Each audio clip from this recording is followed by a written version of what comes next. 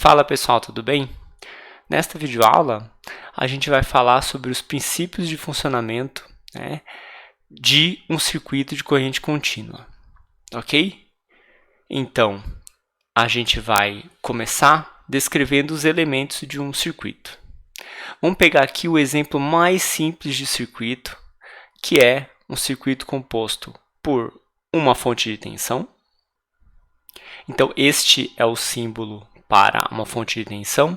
Eu vou colocar aqui a polaridade da fonte de tensão. Vou colocar aqui, nesse tracinho maior, vou colocar o terminal positivo. E no tracinho menor, eu vou colocar o terminal negativo. Ok? Então, essa fonte de tensão, exemplos de fonte de tensão. Pilhas, baterias, fontes, né? aquelas fontes que vocês utilizam para carregar celular, fonte de computador, né? A entrada das fontes vem de uma corrente da rede elétrica, tem uma série de circuitos bem complexos, né, dentro da fonte, né? E a fonte tem como saída uma tensão contínua, né?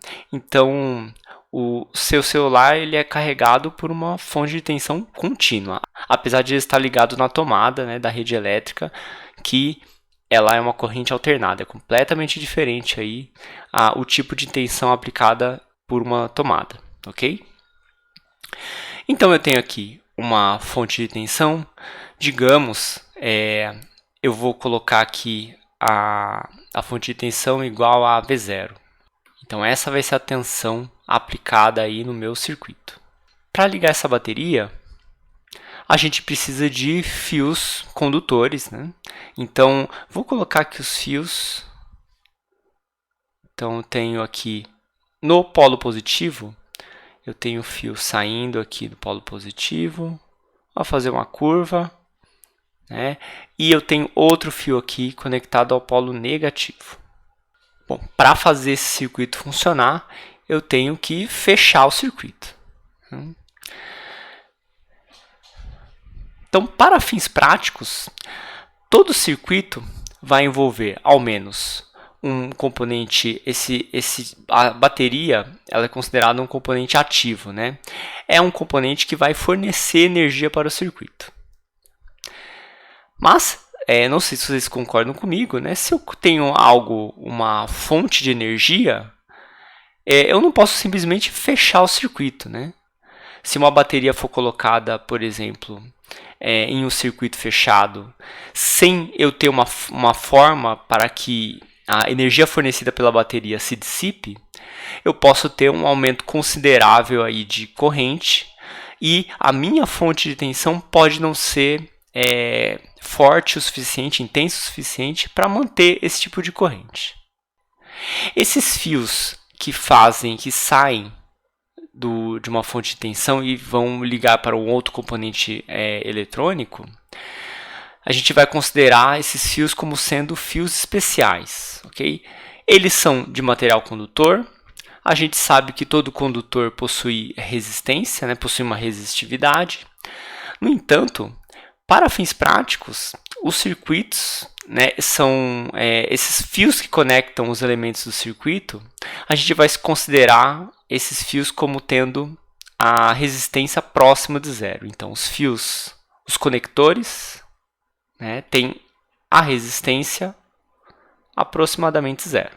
Então, notem que existe um problema quando a gente fecha o circuito e eu não tenho nenhum elemento que possa dissipar a energia que essa fonte de tensão está fornecendo ao circuito, né? Uma vez que, se eu fechar aqui o circuito sem nenhum elemento resistivo, eu tenho uma fonte de tensão finita, né? Tenho uma resistência praticamente nula. Então, a corrente que vai passar por esse circuito aqui, de acordo com a lei de Ohm, então, no caso, quando não há resistência no circuito, quando R tende a zero, pela lei de Ohm, eu tenho que a diferença de potencial é igual a RI. Né? Se eu tenho uma diferença de potencial finita e o R próximo de zero, eu vou ter a minha corrente, né, muito grande. Então, a corrente vai tender para o infinito. Ok? Então, essa situação em que a corrente adquire valores muito altos, de modo que o circuito não esteja preparado para isso, a gente dá o nome disso aqui de curto-circuito. Então, o curto-circuito se caracteriza por um aparecimento de uma corrente muito alta, né? Uma corrente anormal para as especificações do circuito. Ok? Então, não é aconselhável vocês pegarem uma fonte e colocarem em curto. Ok? É sempre importante a gente ter um elemento resistivo aqui quando a gente está trabalhando com circuitos. Bom, um elemento resistivo que a gente conhece é o resistor.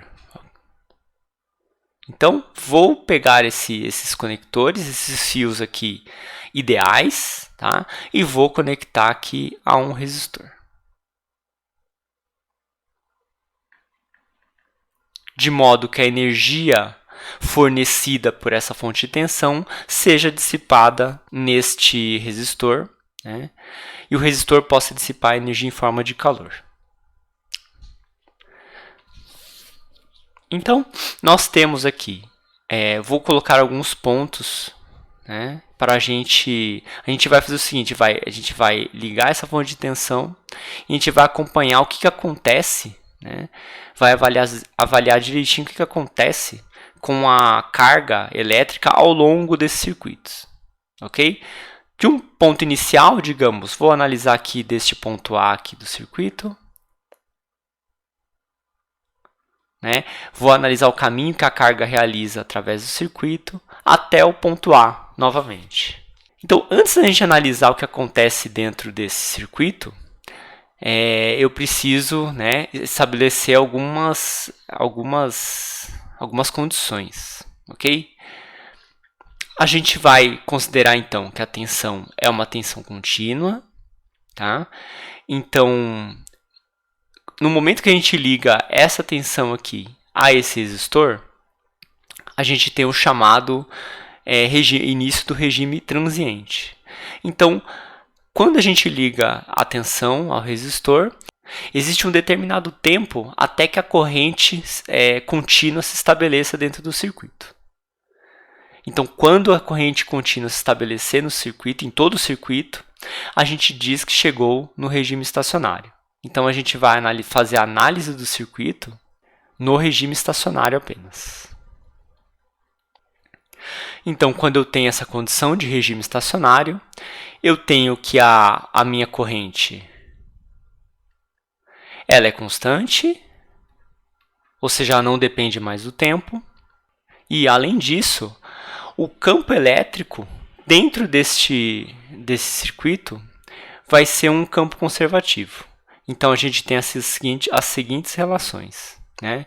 Tenho que o campo elétrico dentro do circuito integrado em uma superfície fechada, EDS, é igual a zero. Ou seja, eu tenho a definição de potencial elétrico. Então, potencial elétrico é definido para todos os pontos. Isso significa que neste ponto A aqui, por exemplo, eu tenho um potencial elétrico definido. E ele não muda com o tempo.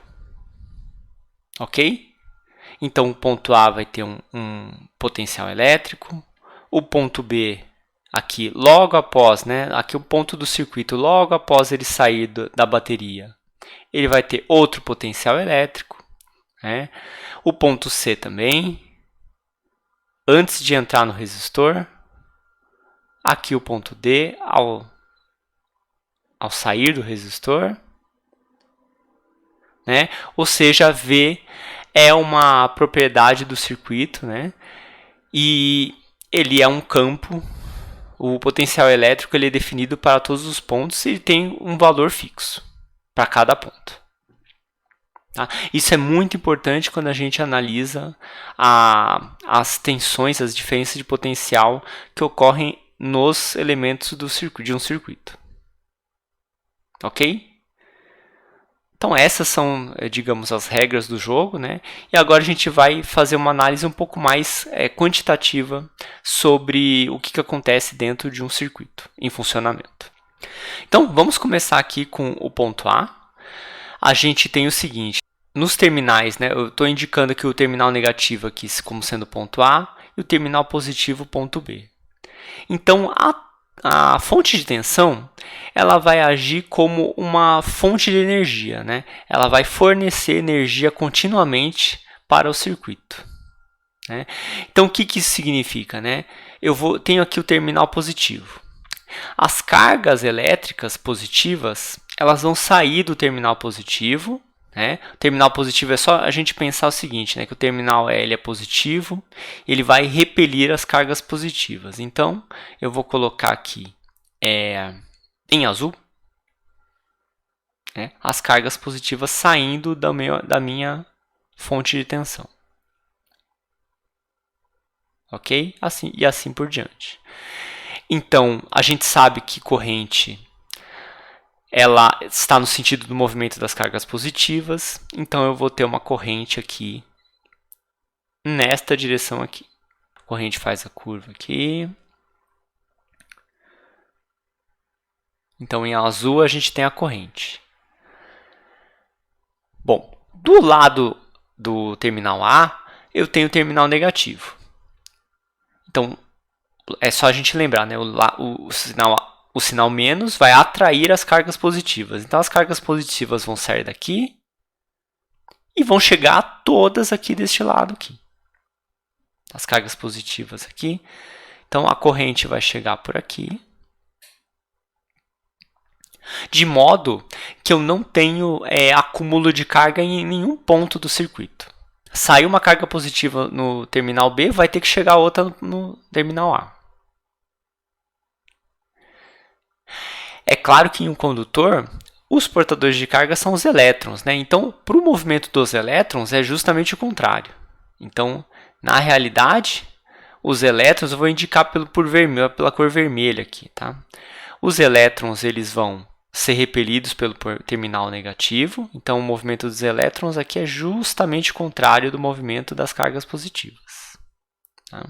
Então, os elétrons eles fazem esse movimento aqui no sentido contrário à corrente. E aí, eu tenho aqui, faz a curva, né? E eu tenho aqui o meu movimento dos elétrons aqui nesta direção.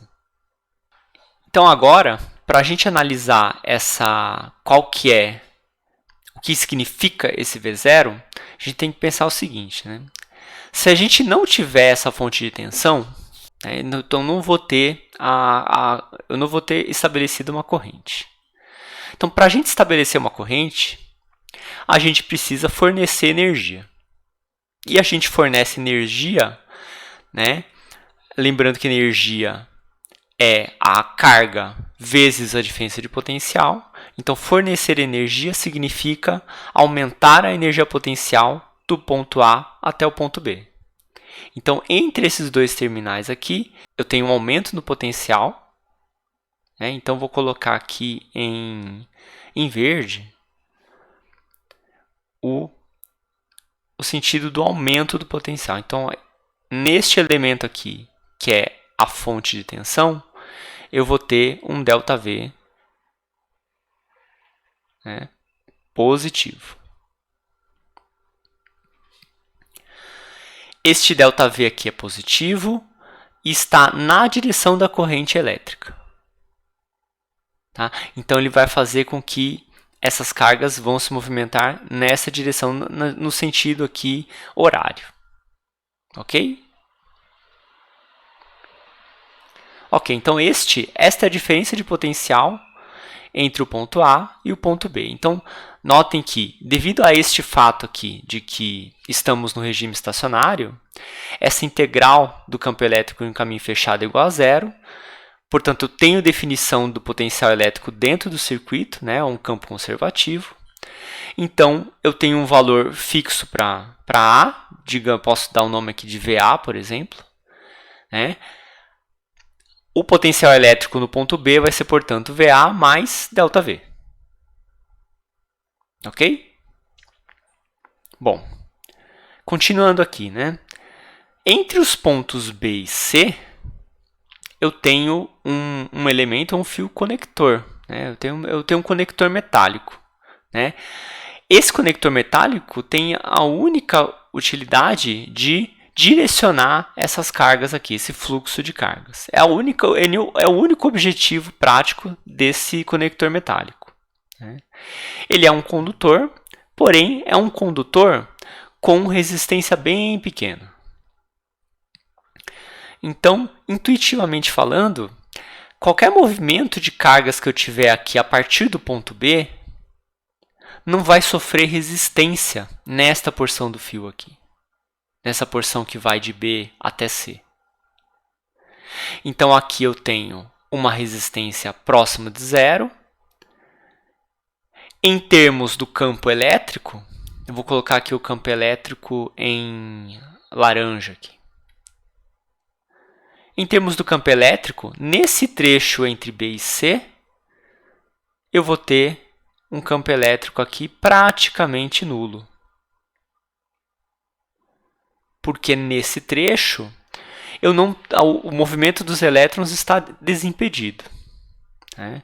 Então, como eu tenho o campo elétrico praticamente nulo, a diferença de potencial entre os pontos B e C vai ser nula também. Eu não tenho gradiente de potencial aqui.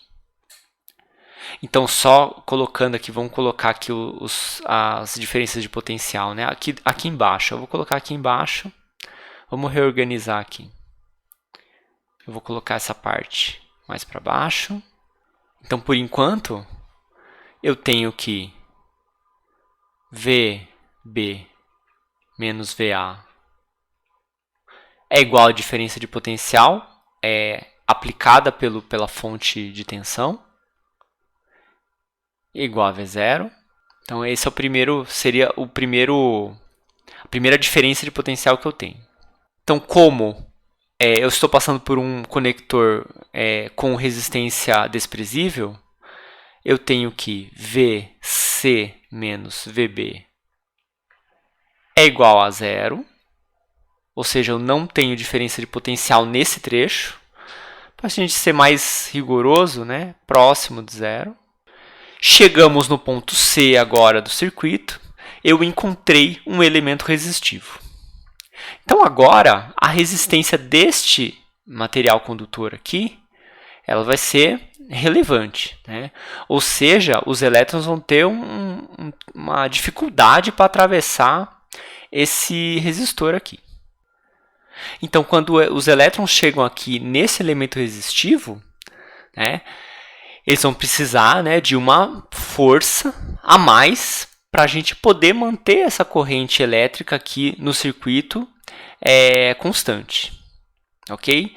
Então, para manter esse fluxo de elétrons aqui, ou esse fluxo de cargas, o mesmo em todos os pontos do circuito, os elétrons aqui dentro do resistor vão ter que precisar de uma ajudinha a mais aí, ok?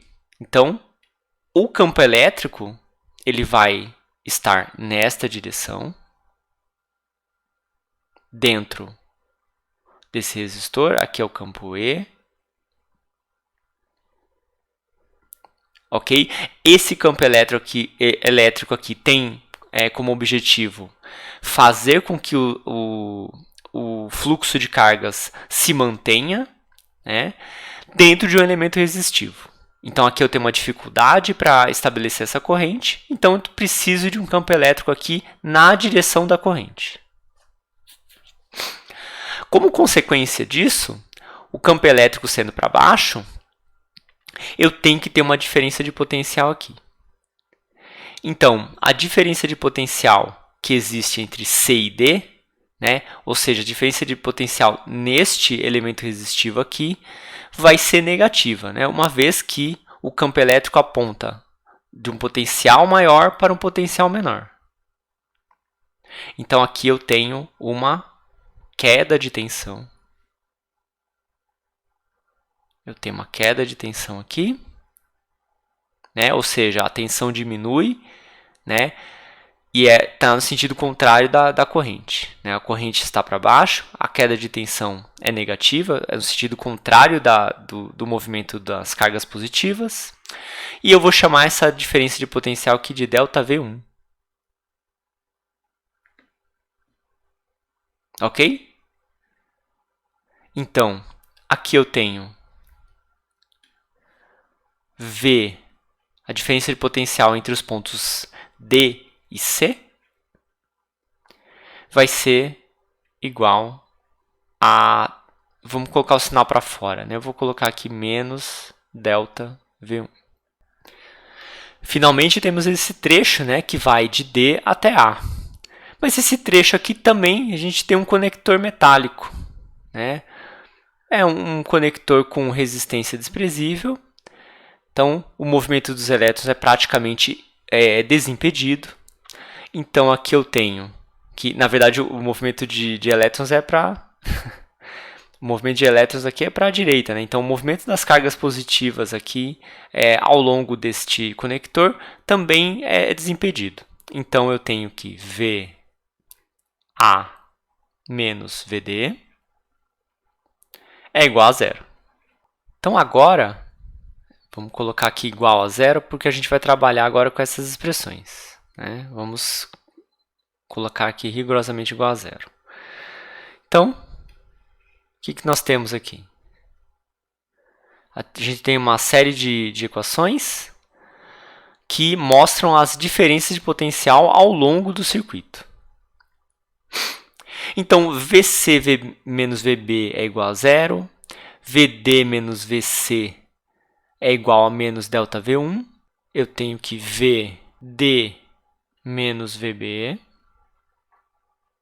Né? Eu estou substituindo aqui o VC, né? O VC é igual a VB, então o VD menos VB é igual a menos ΔV1. Temos essa expressão. A gente tem também que VB menos VA é igual a V0. Então, somando as duas expressões, a gente tem o seguinte. VD menos VA é igual a menos ΔV1 mais V0. Mas VD menos VA é igual a zero também. Então, a gente conclui que esta diferença de potencial aqui, ΔV1, é igual a V0. Ou seja, a tensão que eu apliquei na minha fonte de corrente contínua é igual à queda de tensão aqui no meu resistor. Por que eu tenho essa igualdade? Porque eu estou tratando com campos conservativos aqui. Então, o valor de VA aqui ele é fixo, independente de quantas voltas os elétrons estão dando aqui no meu circuito. Então, a única possibilidade que eu tenho é que a queda de tensão aqui nesse resistor seja igual à tensão fornecida pela fonte. Okay? Então, a gente está diante aqui de uma lei, né? A gente tem uma lei mais geral que trata sobre diferenças de potencial em malhas, né? Que é a chamada lei das malhas de Kirchhoff. Então, vou colocar aqui a lei das malhas. Então, a lei das malhas de Kirchhoff, ela diz o seguinte, né? Que o somatório de todas as diferenças de potencial em uma dada malha ou em um dado loop de corrente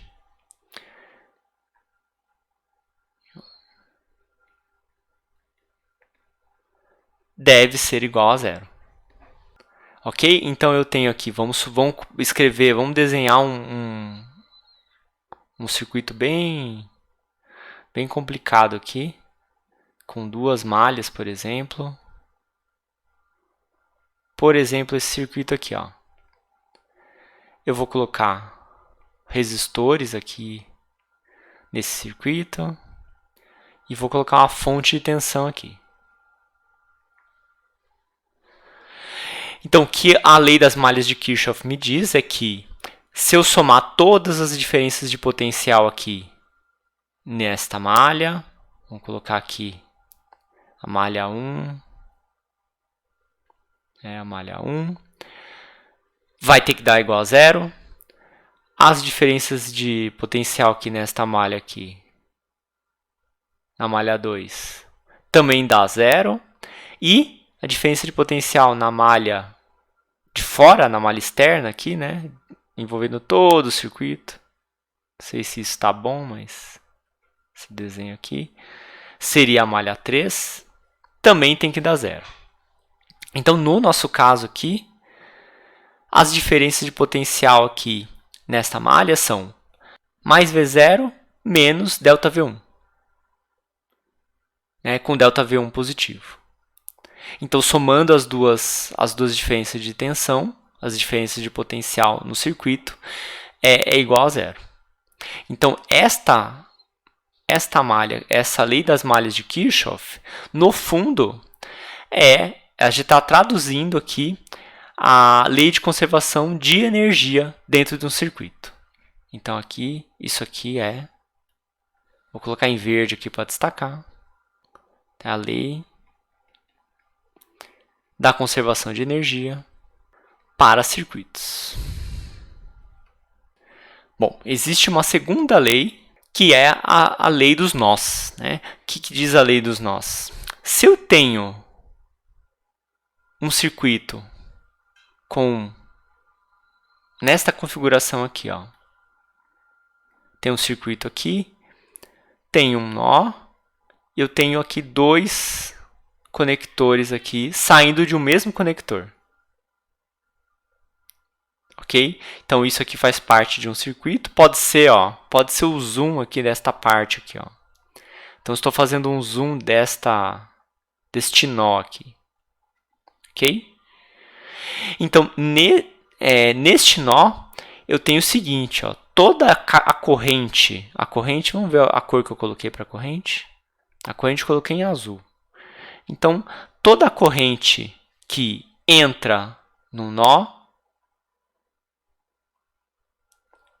né, e que sai do nó, ou seja, o saldo dessa corrente aí deve ser nulo, né? Ou seja,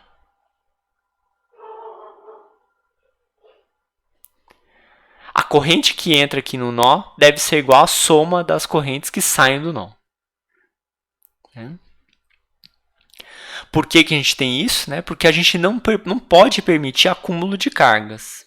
Então, se eu tenho aqui uma corrente, digamos, I1, esta corrente aqui I2 e esta corrente I3, eu sei pela lei dos nós que I1 é igual a I2 mais I3. Então, essa aqui é a lei dos nós de Kirchhoff. Então, em um nó, a somatória das correntes que entram no nó deve ser igual ao somatório das correntes que saem do nó. Então, vamos fazer um exemplo, né, utilizando essas leis de Kirchhoff, que são tão úteis aí na análise de circuitos, né, só para a gente ver se os conceitos estão bem estabelecidos, ok? Então, eu tenho aqui, vamos desenhar aqui um circuito. Aqui está o circuito. Ele é composto por duas malhas ligadas. Eu tenho a minha fonte de tensão, que vai fornecer energia para esse circuito. Né? E tenho 3 resistores aí, posicionados aqui na maneira mostrada na figura. Então, o objetivo deste problema é calcular a corrente passando pelo resistor de 4 ohms, que é este resistor aqui. Ok? Então, como é que a gente aborda esse tipo de exercício? Bom, a primeira coisa que a gente precisa fazer em um circuito é tentar estabelecer os sentidos das correntes. Tá? Essa é uma escolha arbitrária, né? E ao final do exercício a gente vai poder determinar qual que é o sentido real da corrente no circuito. Então a gente começa, né, geralmente, para a gente ter uma ideia de como a corrente está sendo transmitida aqui nesse circuito, a gente vai começar sempre pela fonte de tensão. Então, se eu tenho uma fonte de tensão aqui, né, o polo positivo está aqui no traço maior, o polo negativo está aqui, a gente sabe que a corrente ela vai começar aqui. Então, eu tenho aqui uma corrente nesta direção, né? Aí essa corrente passa por esse resistor. Então, ao encontrar esse nó, eu posso ter duas correntes diferentes aqui em cada fio conector aqui saindo deste nó. Então, se eu tenho uma corrente, por exemplo, I1 aqui, após o nó, este ponto aqui, que de encontro dos fios, eu posso ter uma corrente I2 aqui indo, né, nesse percurso aqui, nesta malha externa aqui, e eu tenho uma corrente, então a corrente I2, eu vou estabelecer uma direção para a corrente I2 aqui nesta direção. Eu posso ter uma corrente aqui I3 indo nesta direção aqui. Aqui é I3. E a gente sabe que pela lei dos nós, né, de Kirchhoff, a gente tem a primeira relação que I1 é igual a I2 mais I3. Então eu estou aplicando aqui a lei dos nós de Kirchhoff.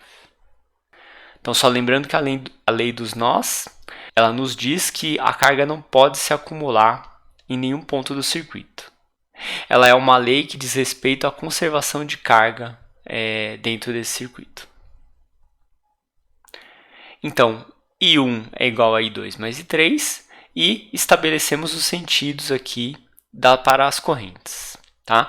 Lembrando que esses sentidos são arbitrários. Por exemplo, se a corrente I2 sair negativa após os cálculos, é sinal que a gente errou o sentido da corrente. Então, se I2 for menor que zero, no resultado final, a gente sabe que a corrente está passando aqui da direita para a esquerda. Ok? Então, esse é o primeiro procedimento que a gente tem que realizar quando a gente está trabalhando com problemas de circuito, é estabelecer um sentido para as correntes. Então, o segundo passo para a gente resolver esse problema é identificar as diferenças de potencial através dos componentes eletrônicos. Então, eu vou colocar a diferença de potencial aqui em rosa para os dois casos que a gente tem aqui. Né? A gente tem os dois componentes que a gente tem, a fonte de tensão de 9 volts e os resistores. Então, lembrando, né? Então, uma fonte de tensão vai aumentar a diferença de potencial na direção da corrente. Então, se eu tenho a corrente aqui no sentido aqui para cima, eu tenho que a diferença de potencial vai ser esta aqui, ó. O potencial elétrico vai aumentar do polo negativo para o polo positivo. Ok? Então, eu tenho esse sinal aqui indicando o sentido do crescimento do potencial elétrico. Isso para a fonte. Quando eu passo por um resistor, a diferença de potencial ela é no sentido contrário à corrente. Então, se a corrente está indo aqui no sentido aqui da esquerda para a direita, eu vou ter uma diminuição do potencial, né, nesta direção aqui. Ou seja, a diferença de potencial vai ser contra o sentido da corrente. Então, eu vou chamar essa diferença de potencial aqui de ΔV1. Né? Lembrando aqui que este ponto aqui tem um potencial elétrico maior que este ponto aqui. Ok? Então a seta aqui, esse símbolo aqui, indica o sentido do crescimento do potencial elétrico.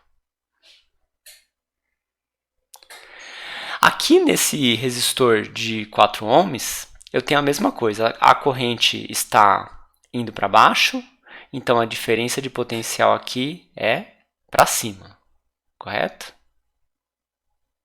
Então eu tenho aqui um ΔV, vou chamar de ΔV3 aqui por causa dessa corrente 3 aqui, vou chamar de ΔV3 aqui. E aqui, para o resistor de 6 ohms, é a mesma coisa. A corrente está para baixo, diferença de potencial, então, aqui está para cima, né? Então, este ponto aqui do circuito tem um potencial elétrico maior que este ponto aqui. Vou chamar essa diferença de potencial de ΔV2. Agora, a gente vai aplicar a lei das malhas de Kirchhoff, né? Como que a gente faz, né? Então, uma maneira, a prova de erros aqui que eu diria, é a seguinte: a gente vai analisar as malhas sempre percorrendo um caminho no sentido horário, tá? Então, a gente vai fazer o seguinte: no sentido horário, a gente vai avaliar as diferenças de potencial em cada um dos elementos da malha, tá? Então, eu vou começar aqui com esta malha aqui da esquerda, né? Vou começar do polo negativo aqui da minha fonte, tá? Então, para a malha da esquerda, eu tenho o seguinte: a partir deste ponto aqui, então, né? Antes do polo negativo da fonte, eu tenho um potencial elétrico, né, aumentando em 9 volts. Então, eu tenho aqui 9. Estou percorrendo aqui a malha. Encontrei uma diferença de potencial aqui negativa, né? Menos ΔV1. Menos ΔV1. Vou fazer o caminho aqui do meu circuito nesta malha. Encontrei outra diferença de potencial negativa. Menos ΔV3. E finalmente fechei a malha, né? Cheguei no ponto inicial. Então isso aqui tem que dar igual a zero. Vou fazer o mesmo procedimento para a malha da direita agora. Então, para a malha da direita, eu vou começar neste ponto aqui, ó, antes do... aqui na parte de baixo aqui do resistor de 4 ohms. Então, este ponto eu vou começar, eu vou marcar aqui, né? Melhor marcar, vou começar neste ponto aqui, fazer o percurso no sentido horário e até chegar no ponto inicial, aqui no ponto de partida. Então, quando eu parto deste ponto, eu vou passar por uma diferença de potencial aqui, que, de acordo com a minha análise aqui da corrente, vai ser uma diferença positiva do potencial elétrico. Então, aqui, neste primeiro trecho, eu tenho ΔV3, ok? Passei aqui por esse conector, encontrei um resistor de 6 ohms e avaliei, já tinha avaliado anteriormente que há uma queda de tensão aqui. Lembrando, né, que eu tenho que percorrer aqui na direção horária sempre. Então aqui a diferença de potencial vai ser menos ΔV2. Então vou continuar aqui o meu circuito. Cheguei no ponto inicial. Então aqui eu tenho, né, essa soma desses potenciais tem que ser igual a zero. Ok? Então essa aqui é a aplicação da lei das malhas de Kirchhoff para esse circuito. Aqui, nessa diferença de potencial aqui, estou considerando resistores ôhmicos. Então vou aplicar aqui a lei de Ohm agora. Então, né, lei de Ohm. Eu vou ter, em termos, né, da resistência, eu vou ter o seguinte. Eu tenho 9 menos ΔV1.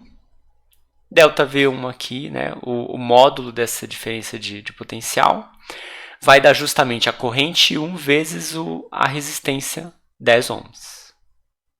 Então aqui eu tenho 10 e 1. menos delta V3 é a corrente I3 vezes a resistência de 4 ohms. Né? Então, 4 vezes I3. Tudo isso igual a zero. Aqui na malha da direita, eu tenho justamente o delta V3 vai ser 4 e 3 menos 6 e 2 igual a zero. E aqui eu já tenho uma relação entre as correntes I2 e I3. Né? I3 vai ser igual a 3I2 sobre 2. Isso significa que a corrente aqui, neste fio aqui, né, neste fio que está localizado a resistência de 4 ohms, vai ser 1,5 vezes maior que neste fio aqui.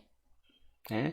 Intuitivamente falando, né, a gente pode dizer que os elétrons preferem passar resistores com menos resistência. Então aqui eu tenho uma corrente mais intensa aqui do que neste trecho aqui do meu circuito. Notem que a gente tem 3 incógnitas, I1, I2 e I3, e temos 3 equações. Então a gente já está em posição de resolver esse sistema aqui. Tá? A gente precisa da corrente I3. Então a gente vai trabalhar com essas equações aqui de modo a obter a corrente I3. Então vamos tentar fazer aqui.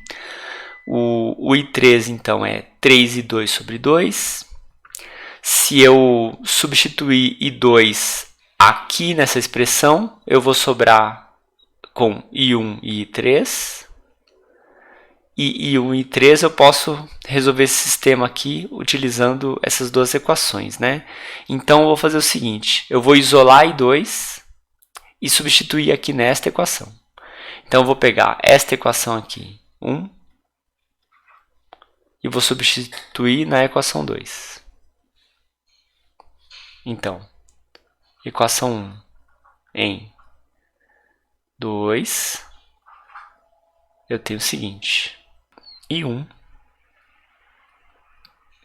é igual a I2, eu vou escrever em termos de I3, então vai dar 2I3 sobre 3 mais I3. E eu tenho 5I3 sobre 3. Ok? Então, I1 é igual a 5I3 sobre 3. Vou substituir aqui nesta equação. Então, eu tenho 9 menos 10 que multiplica I1. I1 é 5I3 sobre 3 menos 4I3. Isso é igual a zero. Então, isolando o I3, a gente tem, passando esses termos aqui para o outro lado da equação, e tirando o mínimo múltiplo comum, a gente tem o seguinte. Tenho 3 aqui, eu tenho 50 mais 12 vezes I3 é igual a 9. Né? Vamos continuar na página de baixo. Então, continuando, a gente tem aqui 62 sobre 3 e 3 é igual a 9 e, portanto, I3 é igual a 27 sobre 62.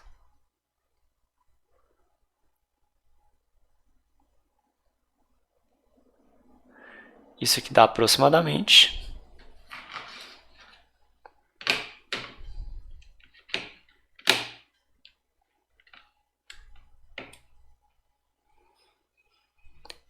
0,4 0,35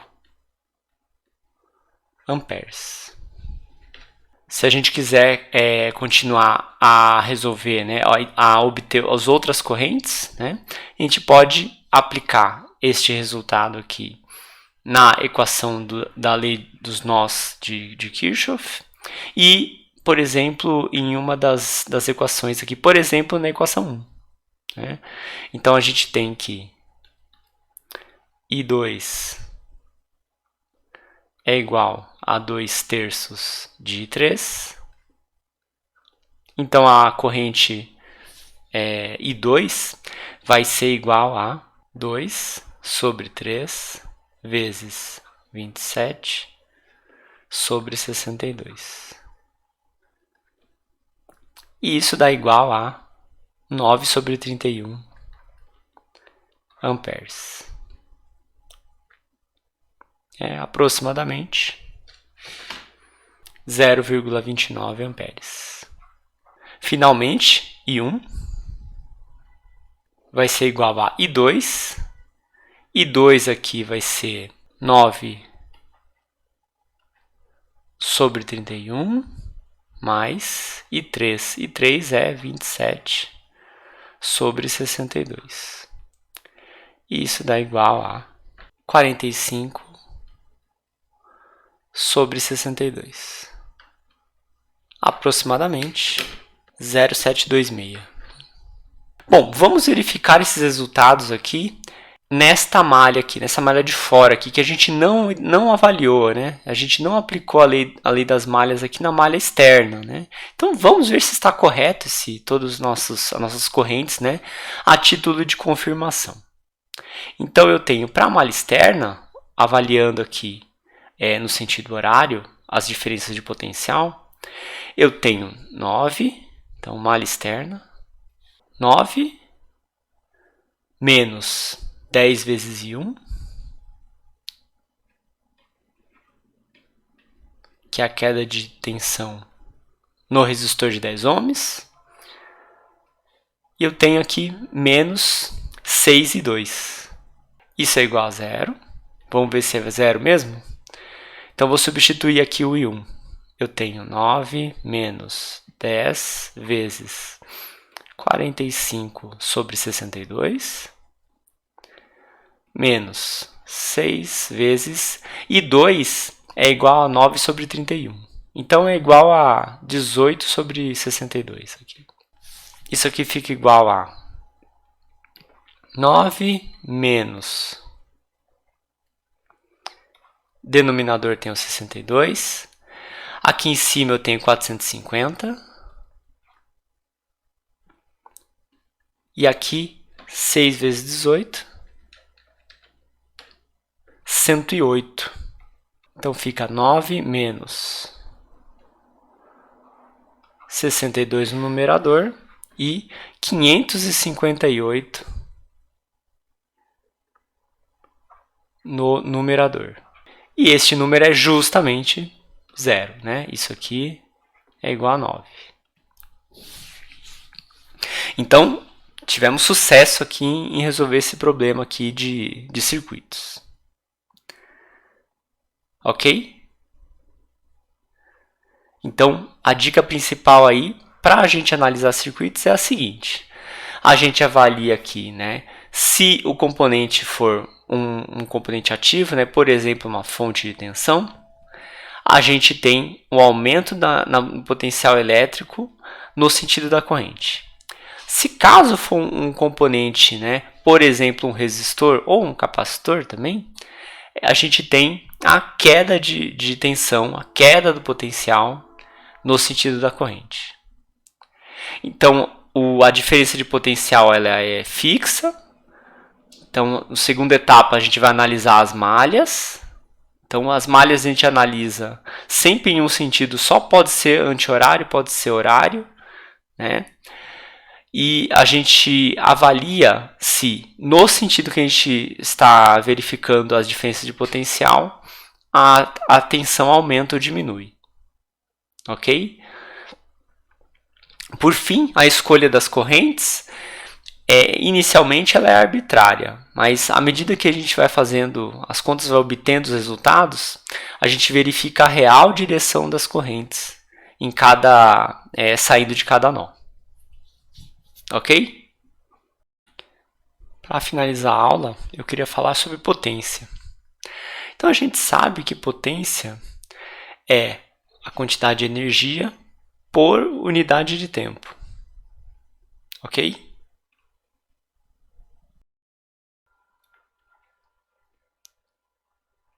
Então a gente aqui na análise de circuitos, a gente sempre está falando em termos do potencial elétrico, né? Então a minha energia vai ser justamente a carga elétrica multiplicada pela diferença de potencial. E o tempo aqui, né, eu posso colocar um tempo, intervalo de tempo ΔT.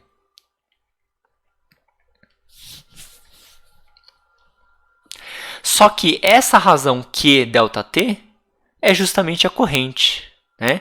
Então aqui eu tenho que a potência, que eu vou representar pela letra P, vai ser igual a corrente vezes a diferença de potencial. Então essa expressão aqui é a expressão para a potência e é válida para qualquer circuito, né? P é igual a corrente vezes a diferença de potencial. Né? Apesar de eu não ter feito uma demonstração rigorosa desta equação, essa equação ela pode ser aplicada em todos os casos. Se eu tiver um elemento resistivo que seja um resistor ôhmico, a gente pode escrever essa potência em termos da resistência também. Né? Uma vez que ΔV é igual a RI, né? Eu substituo ΔV aqui por RI, eu tenho que a potência é igual a R vezes I quadrado. Se eu quiser escrever em termos da diferença de potencial, eu substituo aqui o I por ΔV sobre R, então eu vou ter aqui, de maneira equivalente, que P é igual a ΔV ao quadrado sobre R. Então, em uma fonte de tensão, se a gente quiser saber a potência fornecida ao sistema, fornecida ao circuito, eu pego a corrente que passa pela fonte de tensão e multiplico pela sua diferença de potencial. Se eu tenho um elemento resistivo, eu posso pegar, por exemplo, a potência, vai ser igual à resistência do resistor, vezes a corrente ao quadrado. Essa vai ser a potência, então, dissipada pelo resistor. A unidade de potência, então a unidade, né, SI, é o watt. Vocês já conhecem aí da mecânica, né, o watt, representado aí pelo W maiúsculo, que é joules por segundo. Curioso notar, né, que a potência ela é igual a resistência vezes a corrente ao quadrado, né? E a potência também é a diferença de potencial ao quadrado dividido pela resistência. Né?